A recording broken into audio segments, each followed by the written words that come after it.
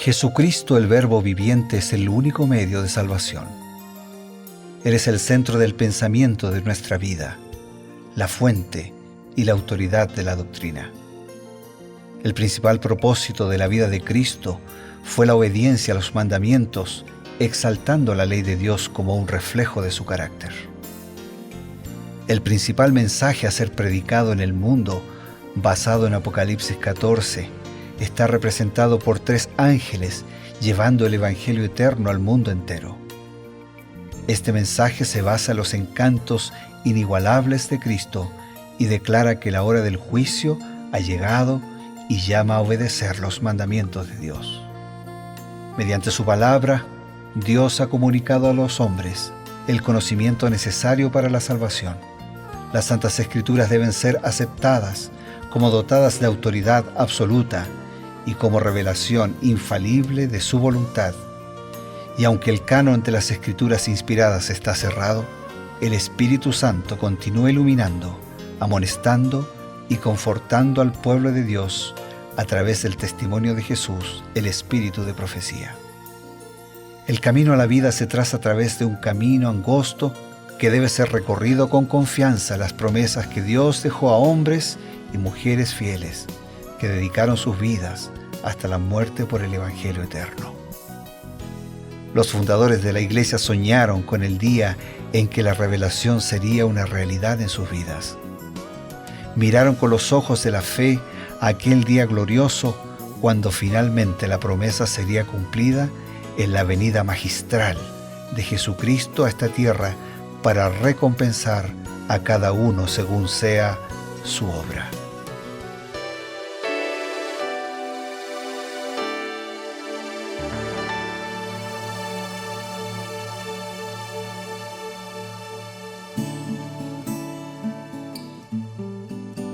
Continuamos con Reavivados por su palabra y estamos en el sector Creed en sus profetas. Como siempre, estamos con el pastor Bruno Razo y nos va a ayudar a iluminar, a profundizar a través del Espíritu de Profecía los temas que estamos tocando y los temas que nos acompañan cada día, ¿no? Con la lectura de un capítulo por día por el programa Reavivados por su palabra. Pastor, es una alegría siempre saludarlo y compartir con usted estos momentos. Gracias, Pastor Ever, para mí también. Un gusto estar contigo y también con todos nuestros amigos y hermanos. Como decía, vamos a profundizar. Hoy es un tema sumamente importante porque hace un momento escuchamos que en el capítulo 12 de Éxodo habla sobre la Pascua, ese momento importante donde el pueblo de Israel se preparó no solamente para la salida, sino también para un evento que iba a suceder en sus vidas por primera vez, pero que llegaría a ser un monumento conmemorativo, ¿no? Pastor, explícanos, ¿cuál era la importancia de la Pascua? Muy bien, Pastor Eber, lo voy a hacer citando una declaración del Espíritu de Profecía que está en Patriarcas y Profetas y que dice así: la Pascua había de ser tanto conmemorativa como simbólica. No solo recordaría la liberación de Israel, sino que también señalaría la liberación más grande que Cristo habría de realizar para libertar a su pueblo de la servidumbre del pecado. El Cordero del sacrificio representa al Cordero de Dios, en quien reside nuestra única esperanza de salvación. Así como el apóstol lo dice, nuestra Pascua, que es Cristo, fue sacrificada por nosotros. No bastaba que el Cordero Pascual fuese muerto, había que rociar con su sangre los postes de las puertas, como los méritos de las de Cristo debe aplicarse al alma. Debemos creer no solo que Él murió por el mundo, sino que murió por cada uno individualmente.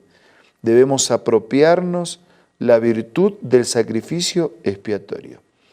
Entonces, un recuerdo y un símbolo. El recuerdo tenía que ver con lo que ya pasó. El pueblo de Israel, liberado de la esclavitud, del dominio, de la supremacía de los egipcios. Pero al mismo tiempo, ese mismo hecho iba a simbolizar otro hecho trascendente del futuro. Iban a recordar que fueron liberados de Egipto, pero también iban a expresar gratitud porque serían liberados definitivamente del pecado. No alcanzaba con el sacrificio del cordero. Los marcos de las puertas, los dinteles, tenían que estar marcados, señalados con sangre. el Cordero era ofrecido como un símbolo del gran Cordero, Jesús, que habría de ser ofrecido por nosotros. Por eso Juan dice, ¿no? Y aquí el Cordero de Dios que quita el pecado del mundo.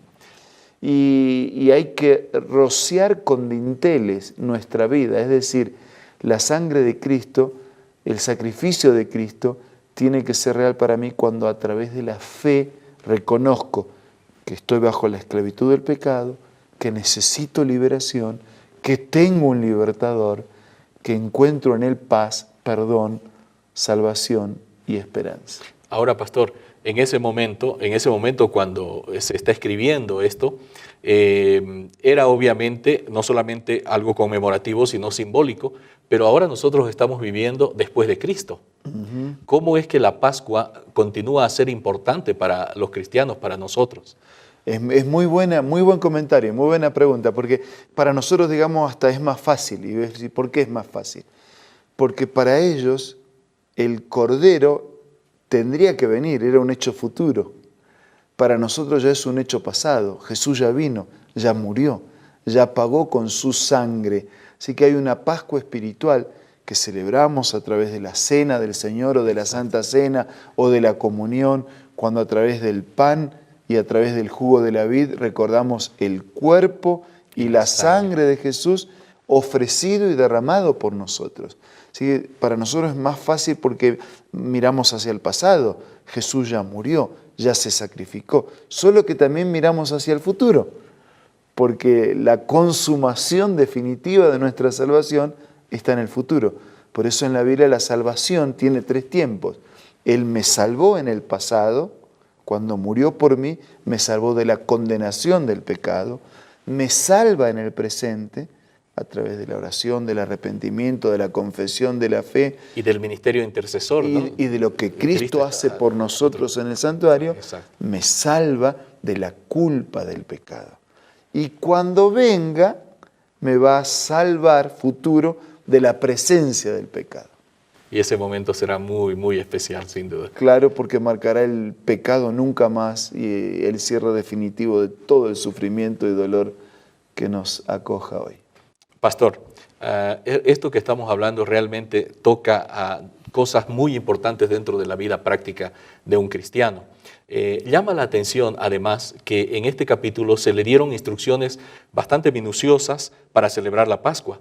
Se puede observar que Dios es cuidadoso con los detalles. ¿Cómo podemos profundizar este aspecto?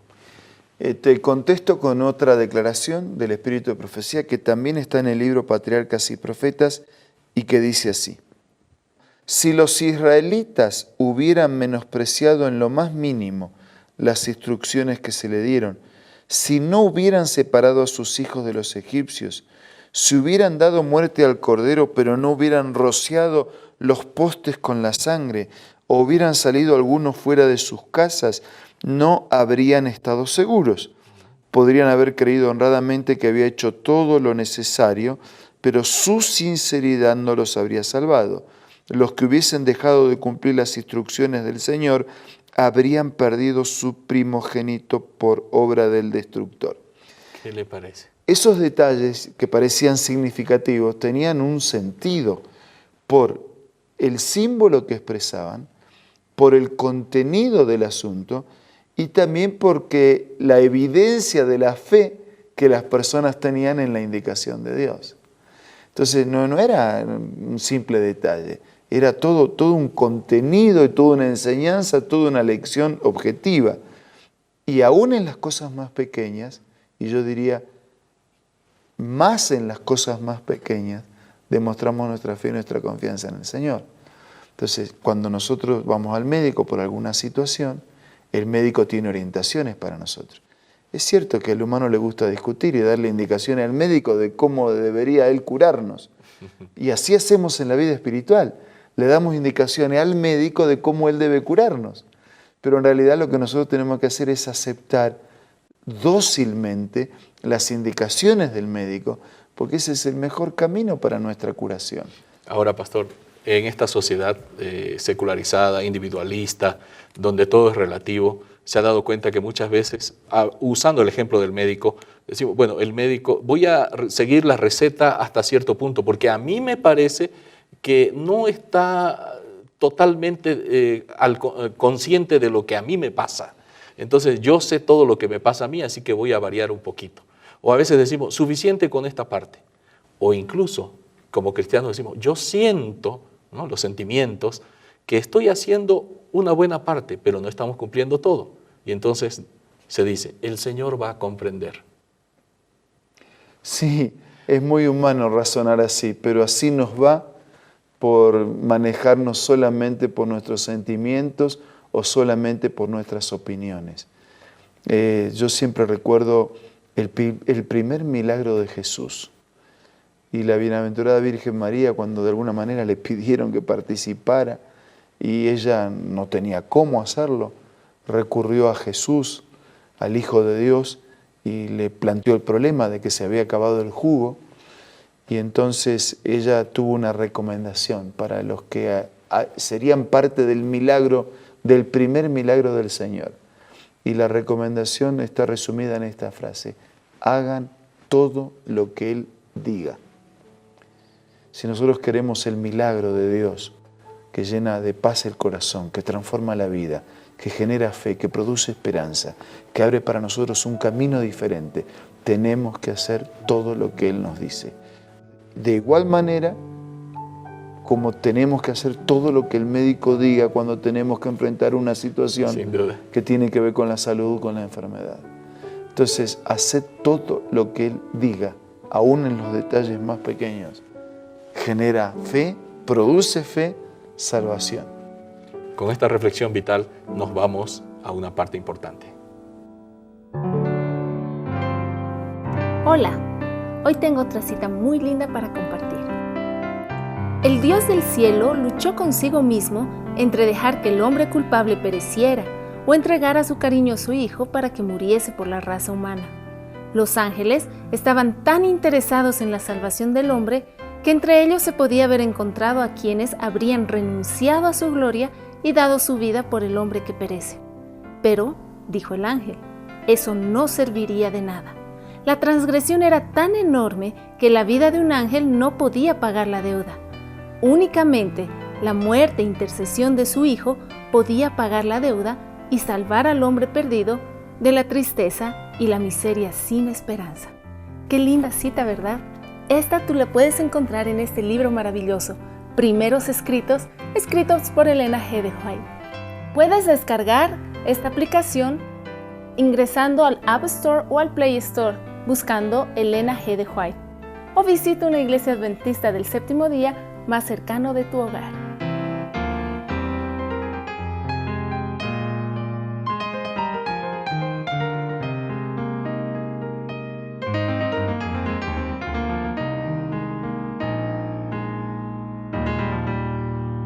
Volvemos con Reavivados por su palabra.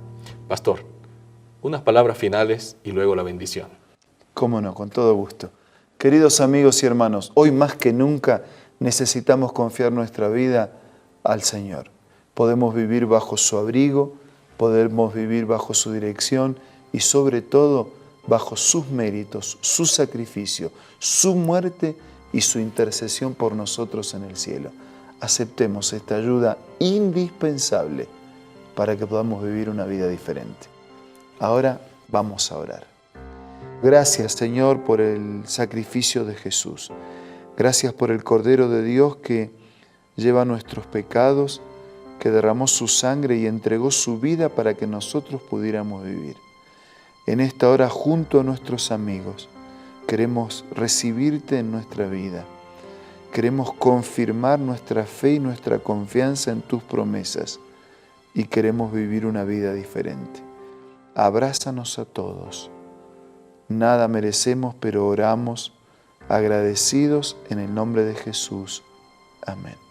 Amén. Amigos, con ustedes nos encontramos el día de mañana.